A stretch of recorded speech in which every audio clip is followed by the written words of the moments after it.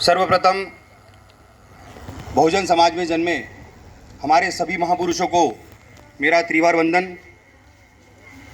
बंते जी को मेरा वंदन।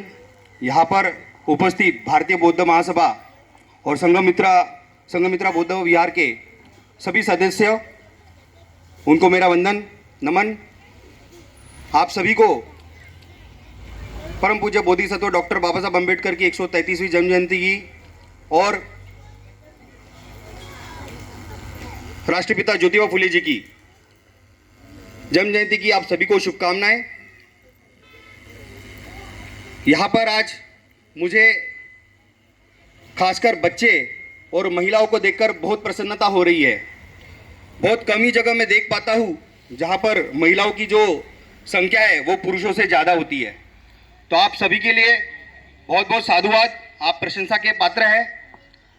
बट आप सभी लोग थोड़ी देर कृपया करके मेरी बात शांति से सुन ले, मैं ऐसी आपसे अपेक्षा करता हूँ, क्योंकि बाबा साहब कहते हैं कि हमारे समाज में शांति बनाए रखिए। आप लोग शांति बनाए रखिए। किसी भी समाज में अगर प्रगति करना है तो उस समाज में डिसिप्लिन बहुत ज़्यादा ज़रूरी है। और क्योंकि मैं आर्मी से आता हूँ तो आर्मी में भी आप देख सकते हैं, अगर हमारा इतिहास, अगर मैम ने बोला था इतिहास जानना ज़रूरी है, बहुत सही बात कही है। क्योंकि बाबा साहब कहते हैं जो कौम अपना इतिहास नहीं जानती वो कौम कभी अपना इतिहास बना नहीं सकती। और हमारा इतिहास है भीमा कोरेगांव का शौर्य। जिसको नहीं पता है वो एक बार जाके देखे। आज भी अंग्रेजों ने वहाँ पर जाकर पिलर गाड़ के रखा है।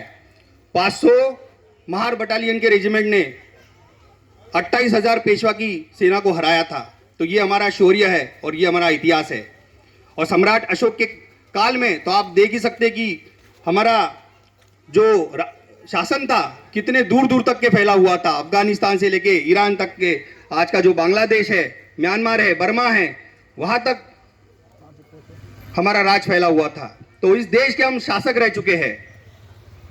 और जैसे कि आप सभी जानते हैं कि बच्चे हैं, महिलाएं हैं, तो आज मैं यहाँ से आप सभी को, जितने भी हमारे महापुरुषों ने हमने शिक्षा का महत्व समझाया है, क्योंकि शिक्षा के बिना व्यक्ति एक निर्जीव व्यक्ति है, उसके जीवन का कोई मोल नहीं है। आप भी अगर आप अपने जीवन में देखते हैं एक शिक्षित व्यक्ति की जो रिस्पेक्ट होती है और एक अशिक्षित व्यक्ति की कोई उसकी इज्जत नहीं करता, कोई उसको ध्यान नहीं देता उसके तरफ। इसीलिए राष्ट्रपिता ज्योतिबा फुले कहते हैं शिक्षा बिना मति गई, मति बिना गति गई, गति बिना वित्त गया, वित्त बिना शूद्र गए। इस अविद्या ने जानो कितना का नाश कर दिया। इसीलिए राष्ट्रपिता ज्योतिबा कहते हैं मेरे पीछे पीछे आओ, मेरे पीछे पीछे आओ, शिक्षा पाओ और दिलाओ, धिक्कारो मनु की आज्ञाएं, शिक्षा का आनंद महान, कह लो ज्योति का मान। उसी तरीके से डॉक्टर बाबा साहब अम्बेडकर भी शिक्षा को बहुत ज़्यादा महत्व देते हैं। इसीलिए उन्होंने हमें कहा है एजुकेट, ऑर्गेनाइज, एजिटेट।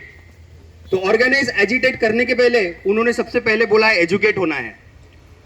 जो व्यक्ति एजुकेट होता है उसे अपना सही और गलत का ध्यान होता है।